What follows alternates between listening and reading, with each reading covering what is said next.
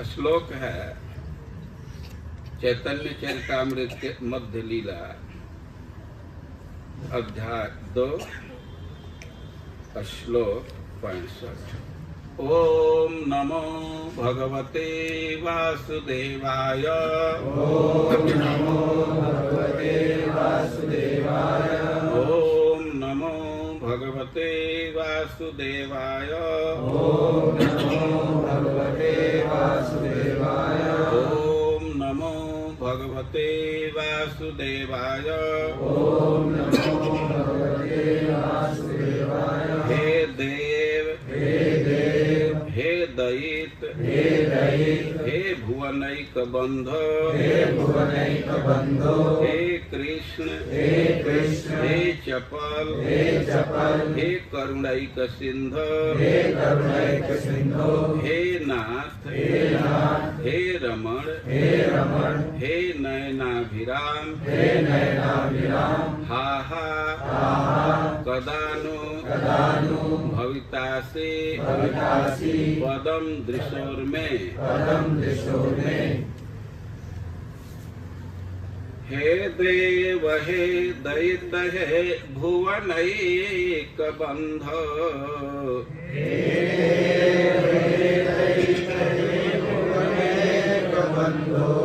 हे कृष्ण हे चपल हे करुणैक सिंधो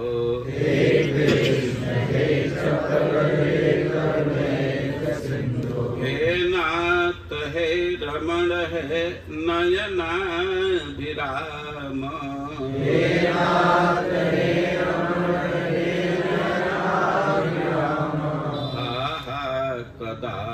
कदानुभवितास्य पदम त्रिशोर में।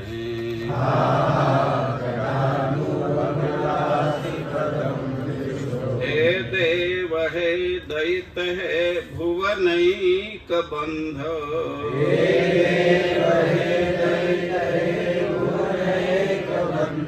हे कृष्ण हे चपल हे करुणैक सिंधो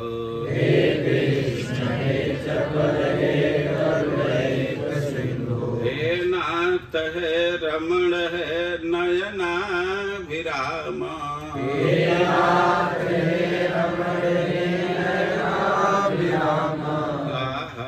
कदानुभवितास्य पदम दृशोर में।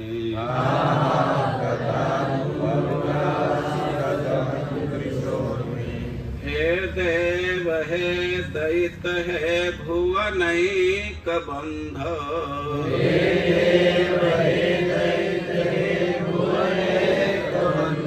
हे कृष्ण हे चपल हे करुणैक सिंधो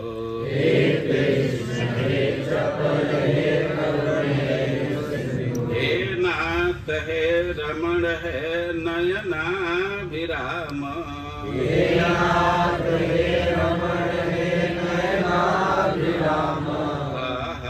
कदानुभवितास्य पदम दृशोर में।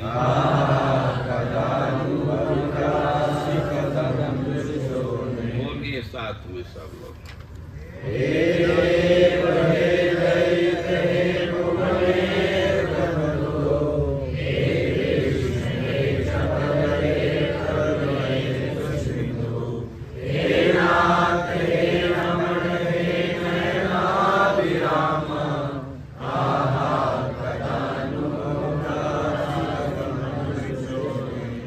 फिर से एक बार खींच करके बोलिए।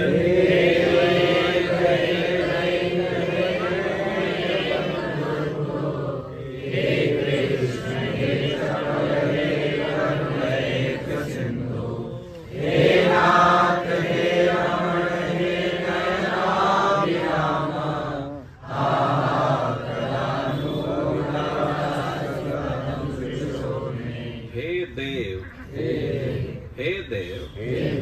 हे दैत हे प्रियतम हे भुवन एक बंधो हे जगत के एकमात्र मित्र हे कृष्ण हे भगवान कृष्ण, हे भगवान कृष्ण, हे चपल, हे चपल, हे चंचल, हे चंचल, हे करुणैक सिंधु, हे करुणैक सिंधु, हे कृपा के एकमात्र सागर, हे कृपा के एकमात्र सागर, हे नाथ, हे नाथ, हे मेरे प्रभु, हे मेरे प्रभु, हे रमण, हे रमण, हे मेरे भोक्ता, हे मेरे भोक्ता, हे नयन अभिराम, हे नयन अभिराम, हे मेरे नेत्रों को हे मेरे नेत्रों को सर्वाधिक सुंदर लगने वाले, सर्वाधिक सुंदर लगने वाले, हा आहा, हाय, हाय, कदा, कदा, कब, कब, नु, नु, निश्चित रूप से, निश्चित रूप से, भविता असी, भविता असि, आप होंगे, आप होंगे, पदम, परम, निवास स्थान, निवास स्थान, दृश्य दृश्य में मेरी दृष्टि के मेरी दृष्टि के अनुवाद और तात्पर्य श्रील प्रभुपाद के द्वारा। अनुवाद। हे प्रभु, हे प्रियतम, हे ब्रह्मांड के एकमात्र सखा, हे कृष्ण, हे चपल, हे करुणा सिंधु, हे स्वामी, हे मेरे भोक्ता, हे मेरे नयनाभिराम, हाय आप मुझे अब पुनः कब दर्शन देंगे। तात्पर्य। यह कृष्ण करणामृत का 40वां श्लोक है। जगत गुरु श्रील प्रभुपाद की जय। अब मोबाइल वाले थोड़ा अपना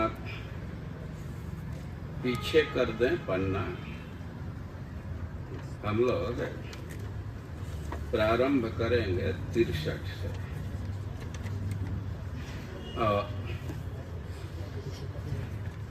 नाना भावेर प्राबल्य हैल संधि साबल्य, भावे भावे हैल महारण।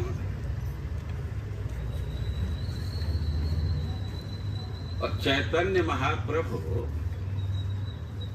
जगन्नाथ जी का दर्शन करके गए हैं, अपने घर में मिट्टी पर बैठे हैं और खेद के स्थिति में, शोक के स्थिति में मिट्टी उदेर रहे हैं। उनमें कई एक भाव का उदय हो रहा है और जैसा भाव उदित हो रहा है उसके अनुरूप श्लोक बोल रहे हैं और उसका अर्थ कर रहे हैं। लेकिन अब स्थिति है कि नाना भावेर प्राबल्य हैल संधि साबल्य, वो अनेक प्रकार के भाव उठ रहे थे और बहुत प्रबल भाव। और भावों में संधि होने लगा और साबल्य होने लगा। दो शब्द है, इसको समझ लीजिए, संधि और साबल्य। अब संधि का अर्थ होता है जुट जाना। आप संधि शब्द से तो परिचित हैं। दो वर्ण को जोड़ते हैं, उसमें जो परिवर्तन होता है उसको संधि कहते हैं। स्कूल में लड़के रटते हैं। विकार का मतलब तो हम लोग तो नहीं समझ पाते थे। दो वर्णों के जोग से जो विकार होता है उसको संधि कहते हैं। संधि की परिभाषा दी गई है कि स्वरूपयो भिन्नयोर्वा संधि स्यात् भावयो युति। महाराष्ट्र के राजनीति में कुछ ये शब्द बड़ा प्रचलन में है। कौन युति, एक कोई संगठन है, हम तो नहीं जानते हैं क्या है, महायुति। तो वो कोई एक पार्टी उसमें मिले होंगे तो इसलिए नाम दिया, यही शब्द युति। तो कह रहे हैं कि कुछ कुछ भाव एक जैसे हैं और कुछ कुछ भाव विरोधी हैं। और चाहे एक रूप के भाव हो या चाहे विरोधी स्वरूप के भाव हो, वो दोनों एक साथ उदित होते हैं, दोनों का जोग होता है तो उसको संधि कहते हैं। कि दो भाव एक साथ उदित हो जाए या कंटिन्यूअस में उदित हों तो वह तो द्युति हुआ, वो जुटते हैं। और कभी कभी होता है कि कोई एक भाव वो धक्का धुकी करने लगते हैं। सम्मर्द शब्द है तो उसको भाव साबल्य कहते हैं। साबल्य मतलब सांकर्य, एक जगह पर ही बहुत चीज है जुट जाते हैं तो उसको साबल्य कहते हैं। श्रीमद् भागवतम में वर्षा ऋतु में ये शब्द है भूत साबल्य। और एक जगह इकट्ठा हो जाना, संघर्ष होना, सम्मर्द। हम अपने शब्दावली में कहें तो धक्का धुकी होने लगे तो उसको साबल्य कहें। दो शब्द को समझ गए, संधि और साबल्य। दो भाव एक साथ जुट रहे हैं, चाहे एक स्वरूप के हों या भिन्न भिन्न हो, तो उसको तो संधि कहा जाए। और बहुत सारे भाव इकट्ठे धक्का धुकी करने लगे, एक भाव है तब तक उसको दबा करके दूसरा भाव उदित हो जाए तो इसको साबल्य कहेंगे। और चैतन्य महाप्रभु के विषय में कह रहे हैं कि नाना भावेर साबल्य हैला नहीं, नाना भावेर प्राबल्य हैला संधि साबल्य। और अनेक भाव उदित होने लगे और बहुत प्रबल रूप से, और किसी किसी में संधि हो गया, कहीं कहीं साबल्य हो गया। भावे भावे हैला महारण।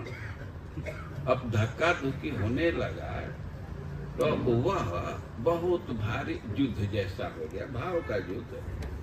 तो कौन कौन भाव आ रहा है, कुछ का नाम गिना रहे हैं। औत्सुक्य, चापल्य, दैन्य, रोष, आमर्ष आदि शैल, प्रेमोन्माद स्वभाव कारण। और कई एक भाव आ रहे हैं। औत्सुक्य का अर्थ है कि अभीष्ट प्राप्ति के में विलंब का सहन न होना। अब इतनी लालसा जग जाना कि एक दो मिनट का टाइम में बहुत कठिन पड़ रहा है तो उसको औत्सुक्य कहते हैं।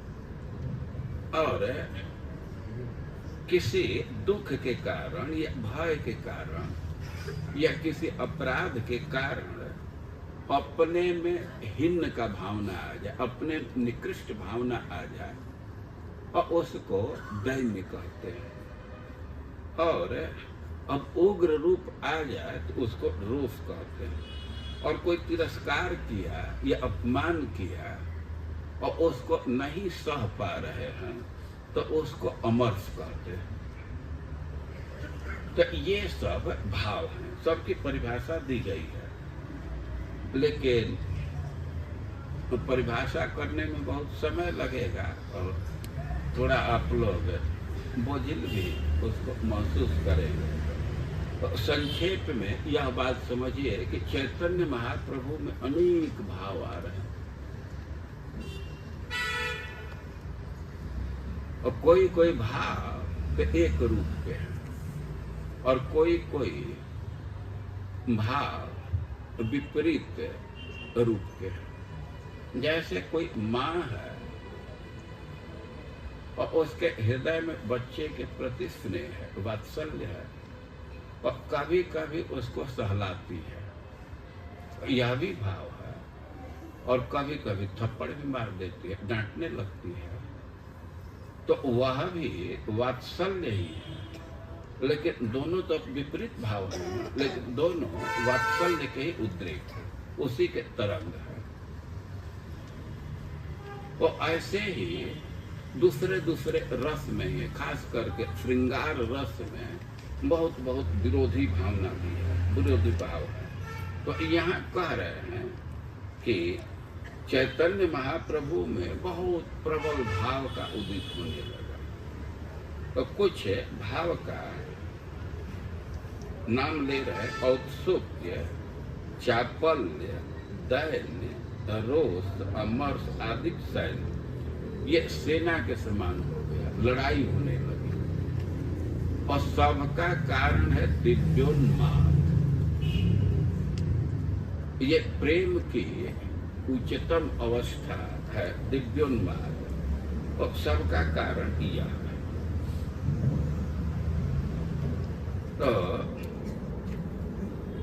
अब चैतन्य महाप्रभु के शरीर में भाव उदित हो रहे हैं। तो यहाँ कह रहे हैं कि मत गज भाव प्रभु देह इच्छु गज युद्ध बने रलन।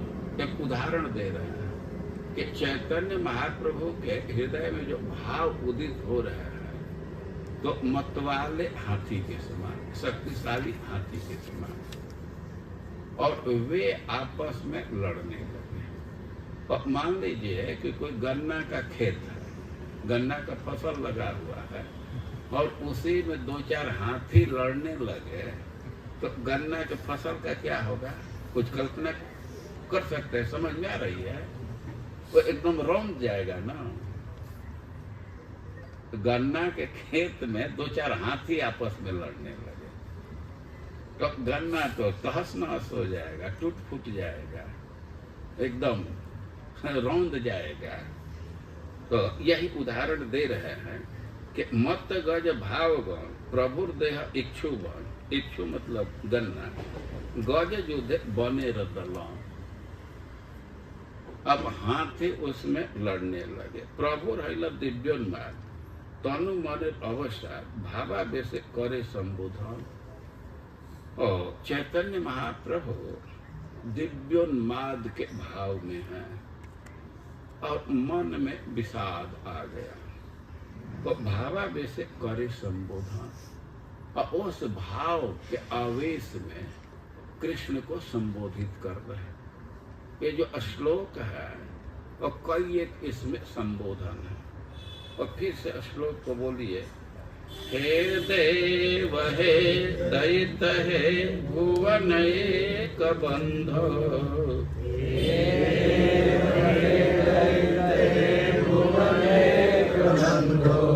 हे कृष्ण हे चपल हे करुणैक सिंधो।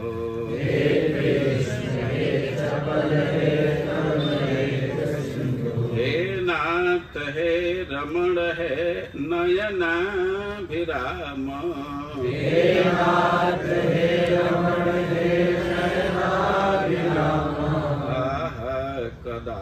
कदानुभवितास्ति पदं दृशोर्मे।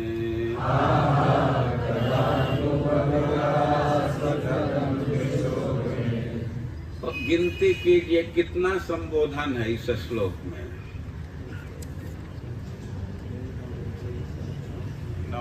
9। सबसे पहला संबोधन कौन है? हे देव। तो श्लोक मूलतः राधा रानी बोली है। राधा रानी किसी कुंज में है, अपने सखी के साथ है, या कुंज में है, और उनको कृष्ण की प्रतीक्षा है।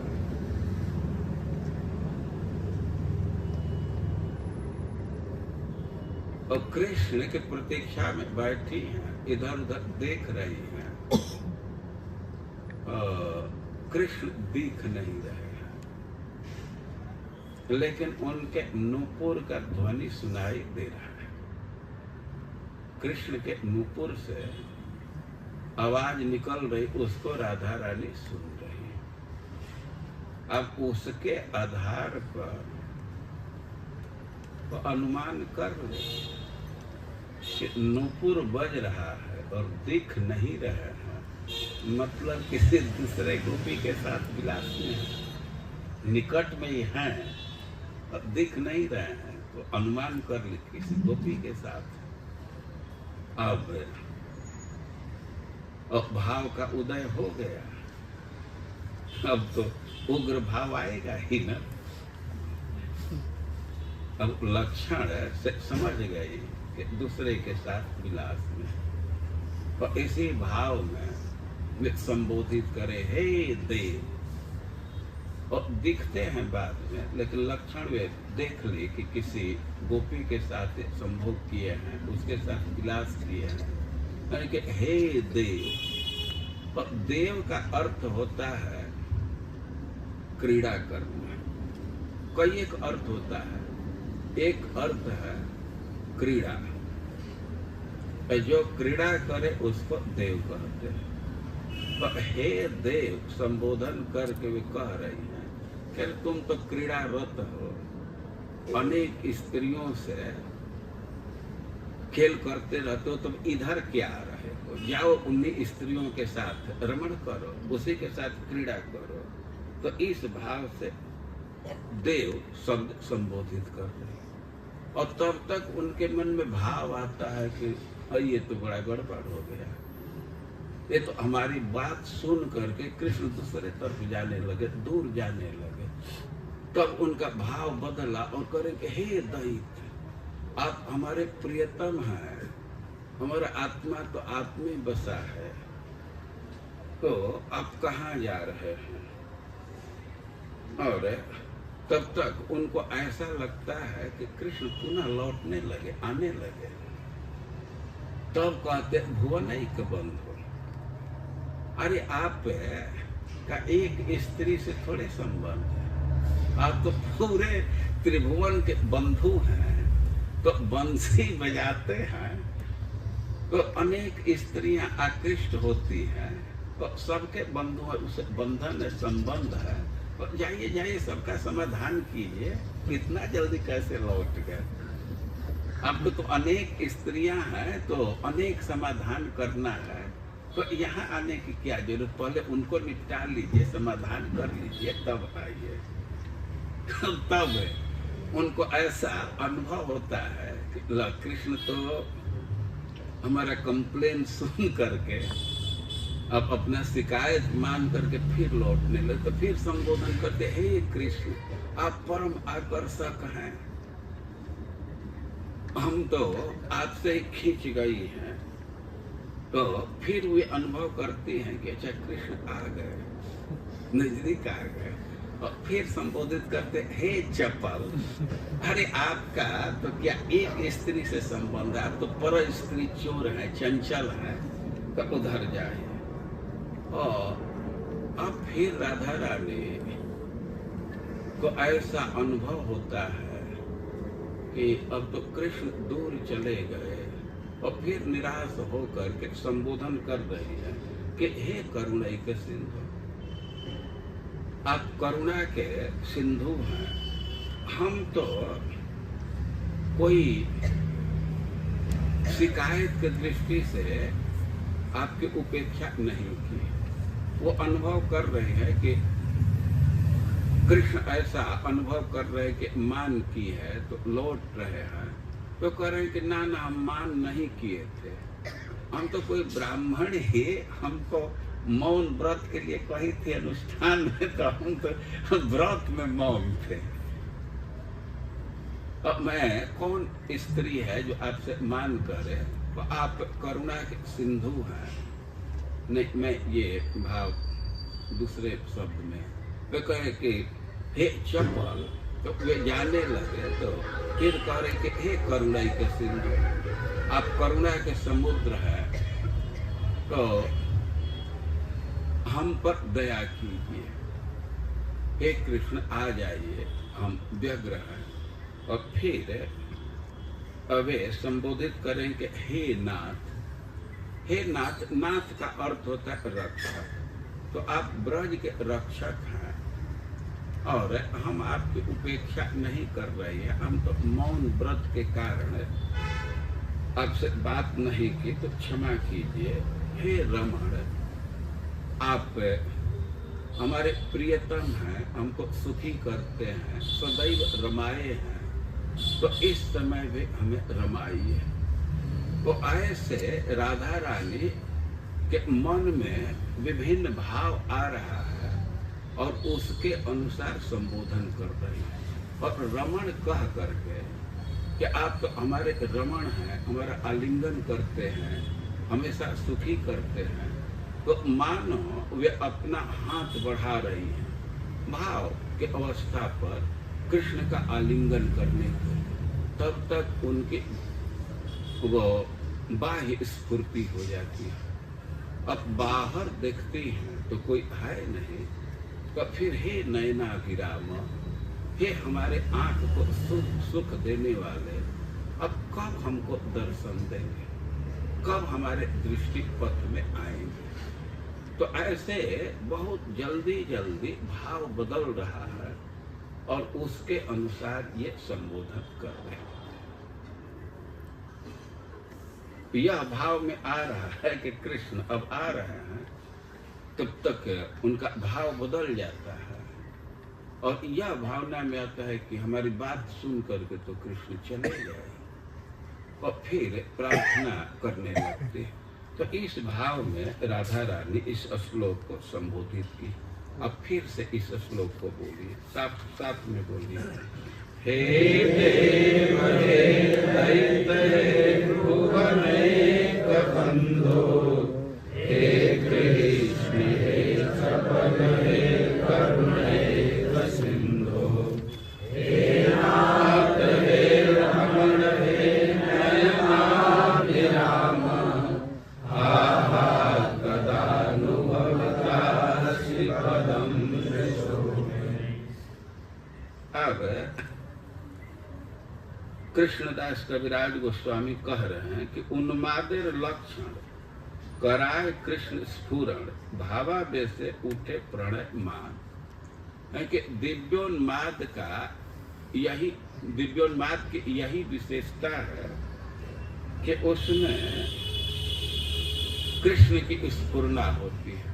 कृष्ण हृदय में दिख जाते हैं और भावावेश से उठे प्रणय मान, और भाव के आवेश में प्रणय और मान का उदय होता है। कोई कोई पूछेगा कि प्रणय क्या है, मान क्या है। देखिए, आप लोग प्रेम शब्द जानते हैं, तो प्रेम की विशेषता है कोई स्थिर नहीं रहता। प्रेम कोई स्टैग्नेंट वस्तु नहीं है, उसमें निरंतर वृद्धि होती रहती है। अब प्रेम में और वृद्धि हुई, आगे बढ़ा, तो उसको प्रणय कहते हैं। प्रणय का अर्थ है विश्वास, अभेद। इतना प्रेम बढ़ जाता है कि प्रियतम के इंद्रियों में अपने इंद्रियों की भावना होने लगती, अभेद हो जाता है। और वही प्रेम जब और ऊंचाई को प्राप्त करता है, तो प्रेम अपने को छिपाने का कोशिश करता है। भाई, प्रेम के स्वरूप में है छिपाना। प्रेम के विषय में कहा गया है कि प्रेमा द्वयो रसिकयो रपिदीप एवं हृदयवेश्मनि भासयति निश्चल मेव भाति। प्रेम को एक दीपक के समान कहा गया है। जैसे दीपक है तो उसको कमरे में रखिए तो खूब अच्छा से प्रकाश देता है, पूरे कमरा में प्रकाश फैल जाता है, उजाला छा जाता है। लेकिन दीपक को यदि कमरा से बाहर कर दीजिए, दरवाजा से बाहर कर दीजिए, तब क्या असर पड़ेगा कि जो दीपक का लौ है तो उतना ऊंचा नहीं जाएगा, छोटा हो जाएगा, और कहीं हवा का झकोरा है तो बुझ भी जाएगा। और प्रेम के विषय में कह रहे हैं कि प्रेमा द्वयो रसिकयो रपिदीप एवं। ये प्रेम दोनों के हृदय में दीपक के समान है, और उसको हृदय के भीतर रखते हैं, उसको छिपा करके रखते हैं, तो हृदय को प्रकाशित करके बहुत अच्छा लगता है। और द्वारा यदि बदनत बहिष्कृत, लेकिन अपने मुख रूप दरवाजा से उसको बाहर कर दिए तो निर्वायते वाप लघुता मुपायते, बहुत संभावना है कि बूझ जाए, और नहीं तो उसमें लघुता तो आ जाए। तो प्रेम की गरिमा छिपाने से बनी रहती है। तो प्रेम में जब विकास होता है, उच्चतर अवस्था को प्राप्त होता है, तो प्रणय में अभेद हो जाता है, विश्वास इतना अधिक हो जाता है कि भेद ही समाप्त हो जाता है। और जब ऊपर बढ़ता है तो इसका नाम है मान। और मान का अर्थ है कि हृदय में प्रेम बना हुआ है, उसमें कोई कमी नहीं है, लेकिन अपने को छिपाने के लिए हृदय में ऐसा भाव उत्पन्न कर देता है कि जो दो प्रेमियों का अभीष्ट है तो वह सस्पेंड हो जाता है। भाई कोई नायक नायिका है, युवक युवती है, प्रेम कर रहे हैं, तो उनका अभीष्ट यही होता है, आपस में बात करते हैं, स्पर्श करते हैं, आलिंगन करते हैं, चुंबन करते हैं, कई एक व्यवहार, प्रेम का यही अभीष्ट है। लेकिन प्रेम में कोई कमी नहीं है, लेकिन ऐसा भाव हृदय में जग जाता है कि जो प्रेम का विषय है वो स्टॉप। कोई नायिका है तो प्रेम की कमी नहीं है, लेकिन बोलना बंद कर देगी, देखना बंद कर देगी, और इसको मान कहते हैं। तो कह रहे हैं कि उन्मादर लक्षण कराए कृष्ण स्फुरण, भावावेश से उठे प्राणमान। और भाव के आवेश में ही ये प्रणय और मान उठता रहता है। भाव का क्या स्तर होता है, कितना तादात्म्य हो जाता है, आप श्रीमद् भागवतम पढ़ते हैं तो वहाँ समझ सकते हैं। उद्धव जी गोपियों के बीच में आए और राधा रानी उद्धव जी का दर्शन की उनको देखी और कृष्ण का स्मरण हुआ और ध्यायंती कृष्ण संगम। कृष्ण तो मथुरा में है, राधा रानी वृंदावन में है, लेकिन ध्यायंती कृष्ण संगम, अब वे भावना के स्तर पर कृष्ण के साथ हैं और उसी में मान कर गई, और मान करके वे बैठ गई। वहीं कोई भंवरा आया तो उनके भावना होने लगी कि कृष्ण दूत बना करके भेज रहे हैं, तो उस पर अपना वो आक्रोश उत्पन्न करने लगी, कोई एक भाव प्रकट करने लगी। और चैतन्य महाप्रभु के विषय में कह रहे हैं कि भावावेश से उठे प्रणय मान। और भाव का इतना गाढ़ आवेश है कि प्रणय का भाव आ रहा है, मान का भाव आ रहा है। और 16 वचन रीति मान गर्भ व्याज स्तुति, कभू निंदा कभू सम्मान। और 16 वचन और परिहास से रहित वचन और मान गर्भ में कभी व्याज स्तुति और कभी निंदा, कभू सम्मान, कभी सम्मान कर रहे हैं और कभी अपमान कर रहे हैं। और चैतन्य महाप्रभु राधा रानी के श्लोक बोल रहे हैं और उसी भावना से भावित हैं, और वे इसका अर्थ बोलने लगे। अर्थ बोल रहे हैं, तुमी देव क्रीड़ारत भुवन नारीय ताहे कर अभिष्ट किरण।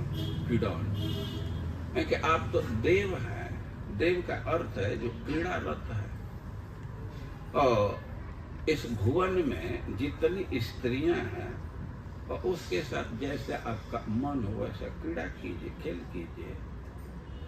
और फिर करें तुम मोर दई मोते वैसे तुम्हार की मोर भाग्य कहला आगमो। और तब तक प्रसन्नता व्यक्त कर रही है कि आप तो हमारे परम प्रिय हैं, हमारा मन आप में ही बसा है, या आपका मन हमें बसा है, ये तो हमारा भाग्य है कि आप आगमन किए। और अब फिर कह रहे कि भुवन नारीगण सभा कर आकर्षण तहा कर सब समाधान। कि जितने स्त्रियां हैं त्रिभुवन में, तो आपका तो सबसे संबंध है, भुवनिक बंध। पूरे त्रिभुवन में तो आप एक ही हैं कि सबसे संबंध है। तो बहुत लोगों से संबंध है, तो उस संबंध के निर्वाह के लिए, उसके समाधान के लिए तो टाइम लगेगा। तो ताहा कर सब समाधान। और फिर कि तुम्ही कृष्ण चितहर ऐसे करे पामर, तुम्हारे बा केवा करे मान। कि आप तो परम आकर्षक हैं, सबको आकर्षित कर लेते, हमारे चित्त को आकर्षित कर लेते। आप इतने आकर्षक हैं कि कौन स्त्री है कि आपसे मान कर जाए, आपसे रूठ जाए, ये संभव नहीं है। और फिर अब दूसरी बात करें, तुम्हारा चपल मती एकत्र न होए स्थिति, ताते तुम्हार नहीं किछ दोष। और फिर कह रहे हैं कि आप एक जगह स्थिर नहीं हैं, तो इसमें आपका कोई दोष नहीं है, क्योंकि यह तो आपका स्वभाव। जो कई एक स्त्रियों के पास जाते रहते हैं तो हम आपका दोष नहीं मान रहे, ये आपके स्वभाव का दोष है। क्योंकि आप तो हे चपल, आप चंचल स्वभाव के हैं। और तुम्ही तो करुणा सिंधु आमार प्राण बंधु, तुम्हारे नहीं मूर कछु रोष। और फिर चैतन्य महाप्रभु कह रहे, राधा रानी कह रही हैं कि आप तो करुणा के सिंधु हैं, हमारे प्राण बंधु हैं। हम आपके प्रति कभी कटु वचन नहीं बोलते, आपके प्रति क्रोध नहीं है। तुम्ही नाथ ब्रज प्राण ब्रज कर परित्राण। हे नाथ कहने का अर्थ है कि आप तो ब्रज के रक्षा के लिए अवतीर्ण हो गए, तो ब्रज की रक्षा कीजिए। बहु कार्य नहीं अवकाश, तुम्हें अमर रमण सुख देते आगमन। और फिर करें कि आप तो हमारे रमण हैं, हमको सुख देने के लिए आए हैं। ये तुम्हारा वैदग्ध्य विलास, ये आपकी कृपा है, आपके विदग्धता का ये विलास है।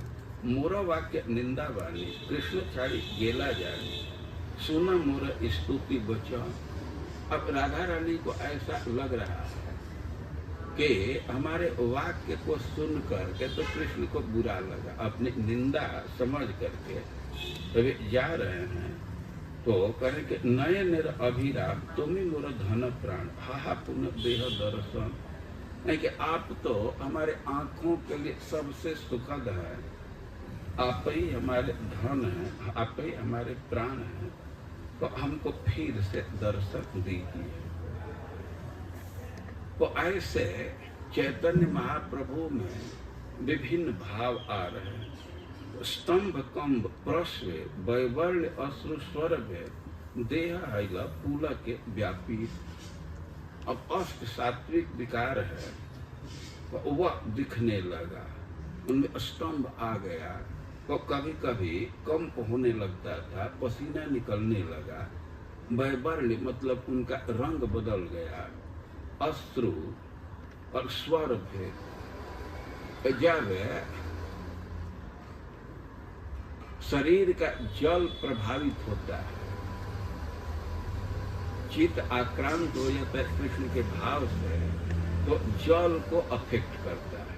तो जब जल प्रभावित होता है तो वह अश्रु के रूप में निकलता है, तो कुछ अंश तो बाहर निकल जाता है और कुछ गले में चला जाता है, तो वाणी लड़खड़ाने लगती है, स्वर भेद हो जाता है, अब स्पष्ट वाणी नहीं निकलती है।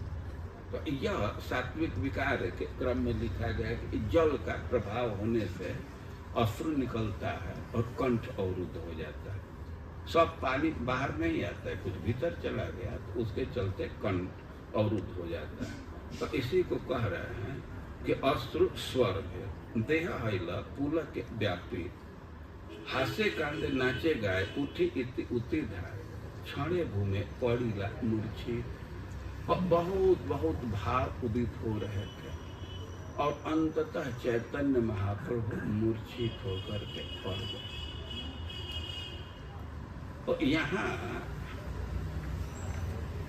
जो विषय रखा गया है तो उस विषय का सार रूप यही है कि चैतन्य महाप्रभु विषाद के भावना में है, मिट्टी कुदेर रहे हैं, श्लोक बोल रहे हैं, उसका अर्थ कर रहे हैं और तब तक बहुत प्रबल भाव आने लगे।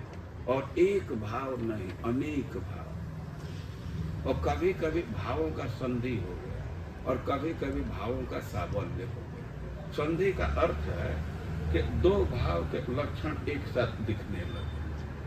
और कभी कभी सावल्य, उसका अर्थ है कि एक भाव उदित हुआ और तब तक दूसरा भाव इतना प्रबल है कि उसको दबा करके वो भाव उदित हो रहा है। और इसी के उदाहरण को, इसी को समझाने के लिए श्लोक बोला गया।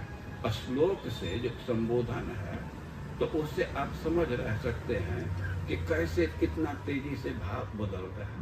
एक भाव उदित हो रहा है तब तक दबा करके दूसरा भाव उदित हो रहा है। तो इसको भाव सावल्य कहते हैं।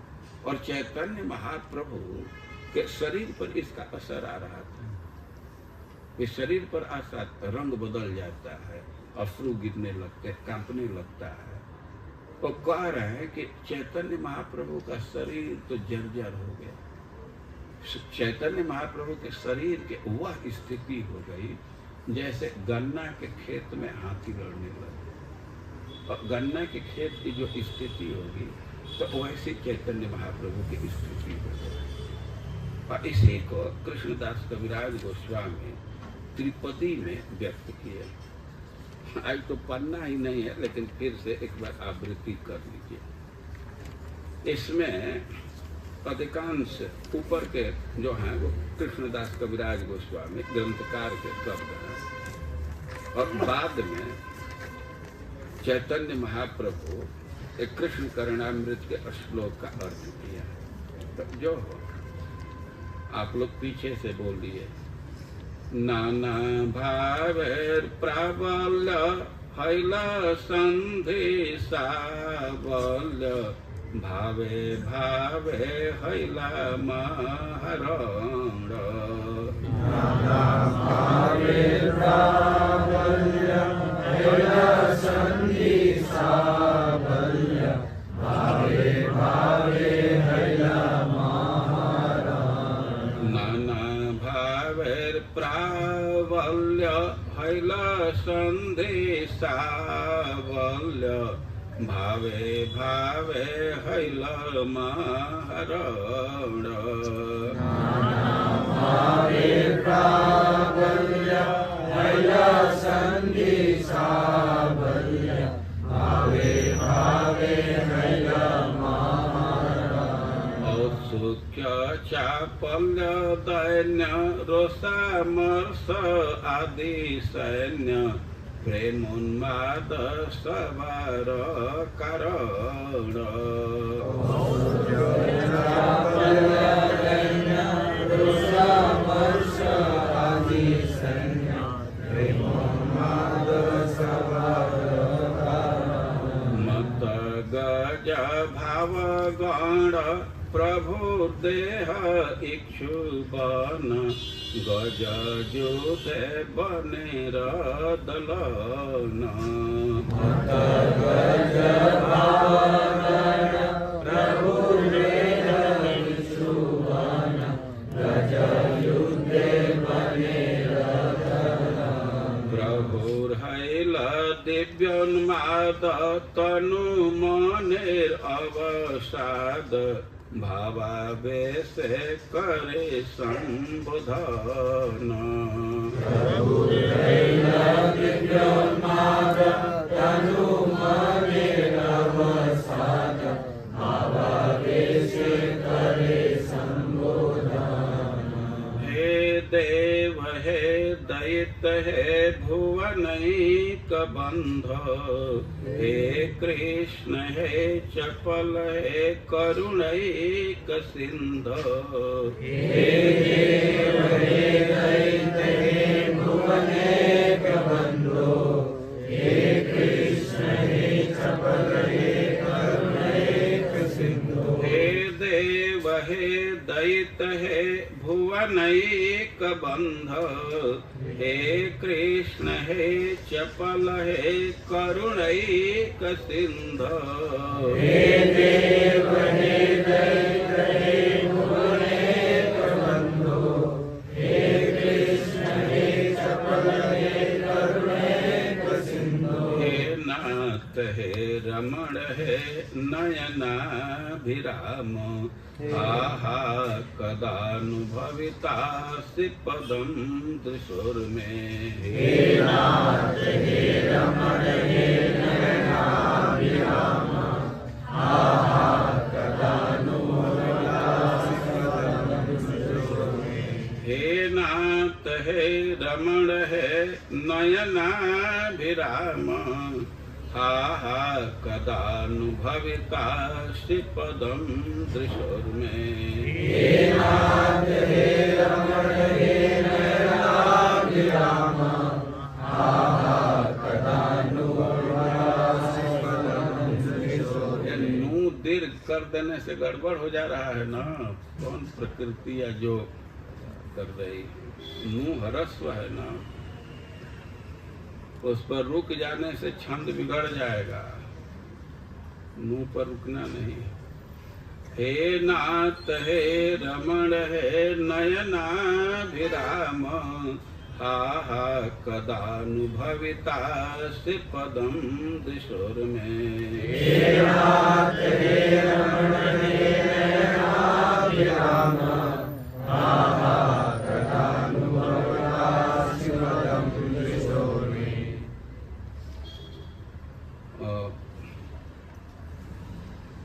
विभिन्न भाव आ रहे हैं। चैतन्य महाप्रभु इसका अर्थ बोल रहे हैं।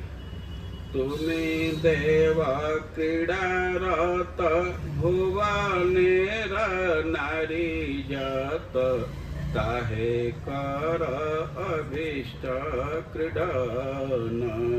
तुम्हीं देव क्रीडारत भुवनेर नारी जत, ताहे कर अभीष्ट क्रीडन। तुम्हीं देव क्रीडारत भुवनेर नारी जत, ताहे कर अभीष्ट क्रीडन।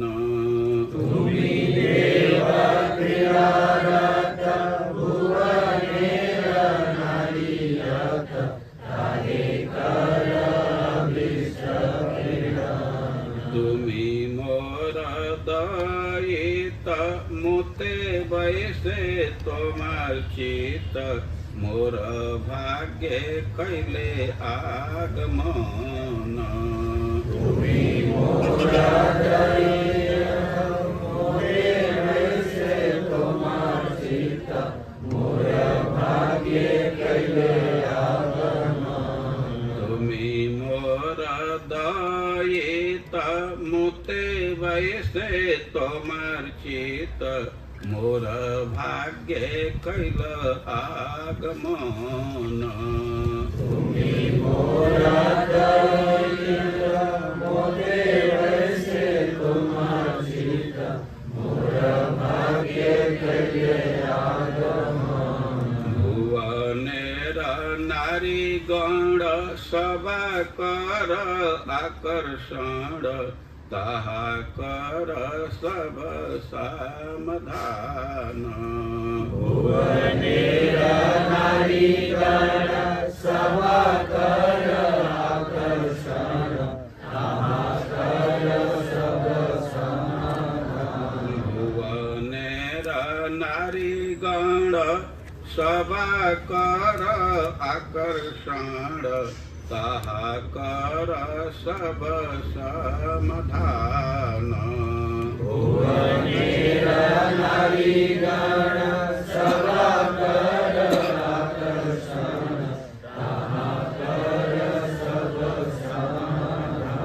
तुम्ही कृष्ण चितहर ऐसे कौन पामर तुम्हारे वाक्य बाकर मान तुम्ही कृष्ण चितहर ऐसे कौन पामर तुम्हारे वाक्य बाकर मान तुम्ही कृष्ण चितहर ऐसे कौन पामर तुम्हारे वाक्य बाकर मान तुम्ही कृष्ण चितहर ऐसे कौन पामर तुम्हारे वाक्य बाकर मान तुम्हारा चपल मति एकत्र न हय स्थिति ताते तोमार नहीं किछु दोष तुम्हारा चपल मति एकत्र न हय स्थिति ताते तोमार नहीं किछु दोष तुम्हारा चपल मति एकत्र न हय स्थिति ताते तोमार नहीं किछु दोष तुम्हारा चपल मति एकत्र न हय स्थिति ताते तोमार नहीं किछु दोष सुमित करुणा सिंधु आमार प्राण बंधु तुम्हार नाही मोर भरोसा सुमित करुणा सिंधु आमार प्राण बंधु तुम्हार नाही मोर भरोसा सुमित करुणा सिंधु आमार प्राण बंधु तुम्हार नाही मोर भरोसा सुमित करुणा सिंधु आमार प्राण बंधु तुम्हार नाही मोर भरोसा तुम्ही नाथ ब्रज प्राण ब्रजर कर परित्राण बहु कार्य नहीं अवकाश तुम्ही नाथ ब्रज प्राण ब्रजे परित्राण बहु कार्य नहीं अवकाश तुम्ही नाथ ब्रज प्राण ब्रजेर कर परित्राण बहु कार्य नहीं अवकाश तुम्ही नाथ ब्रज प्राण ब्रजे परित्राण बहु कार्य नहीं अवकाश तुम्ही आमर रमण सुख देते आगमन ये तुम्हार वैदग्ध विलास तुम्ही आमर रमण सुख देते आगमन हे तुम्हार वैदग्ध विलास तुम्ही आमर रमण सुख देते आगमन ये तुम्हार वैदग्ध विलास तुम्ही आमर रमण सुख देते आगमन हे तुम्हार वैदग्ध विलास मोर वाक्य निंदा माने कृष्ण छाड़ी गेला जानी सुन मोर ये स्तुति वचन मोर वाक्य निंदा मानी कृष्ण छाड़ी गेला जानी सुन मोर ये स्तुति वचन नयनेर अभिराम तुम्ही मोर धन प्राण हाहा पुनः देह दर्शन मेरा विराम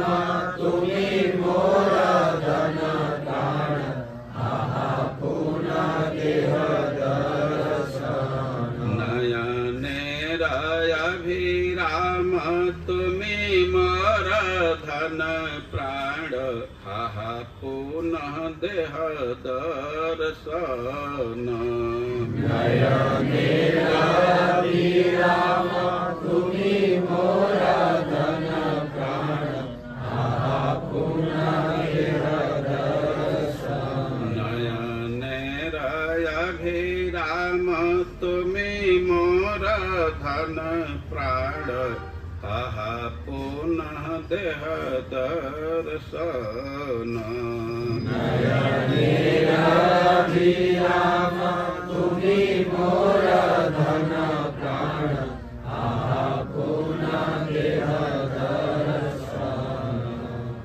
यह तो चैतन्य महाप्रभु बोल रहे हैं।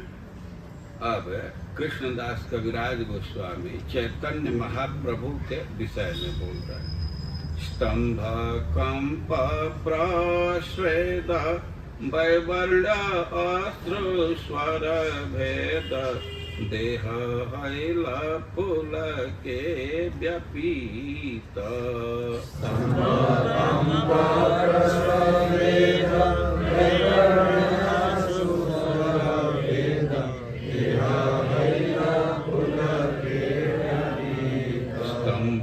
कंप प्रस्वेद वैवर्ण अश्रु स्वर भेद देह हैल पुलके व्यपीत